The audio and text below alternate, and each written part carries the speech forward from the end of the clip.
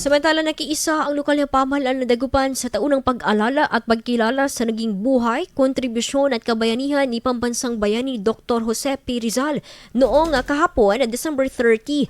Inalayan ng mga bulaklak ng iba't ibang organisasyon ang nakatayong monumento nito sa bungad mismo ng City Plaza.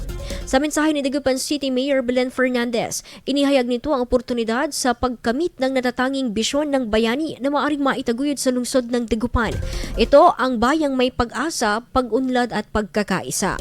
Ngayong ginugunita ang kanyang pagkamatay, naway ang kanyang naging buhay ay maging inspirasyon upang patuloy na tayong magsumikap sa pagsakatuparan ng mga minimithing pangarap tulad ng pagiging malaya, hindi lamang mula sa naging kamay ng mga nanakop, maging ang pagiging malaya rin na mula sa kahirapan.